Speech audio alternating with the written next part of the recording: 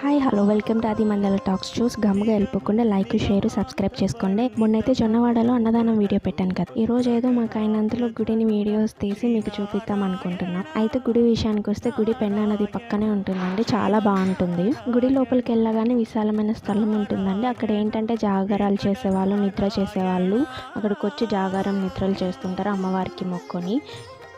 శివరాత్రి రోజైతే అసలు సండే ఉండదండి, అంతమంది ఉంటారు. ఈ గుడి లోపల అంతా 3 టెంపుల్స్ ఉంటాయి. ఒకటి శివయ్యది, ఇంకోటి వచ్చి అన్నపూర్ణాదేవిది, ఇంకోటి వచ్చి కృష్ణుడిది ఉంటుంది. అవి నేను మీకు నెక్స్ట్ వీడియోలో అయితే చూపిస్తాను. ఈ వీడియోలో అయితే గుడి లోపల చూపిస్తాను. అండ్ గుడిలో 2 మండపాలు ఉంటాయి. ఒకటి శివ పార్వతుల మండపం, ఇంకోటి అమ్మవారి కళ్యాణ మండపం. ఈ కళ్యాణ మండపం ఏంటి అంటే ఇక్కడ పెళ్లి చేసుకున్న వాళ్ళు హస్బెండ్ అండ్ వైఫ్ చాలా బాగుంటారంట, ఎలాంటి గొడవలు లేకుండా.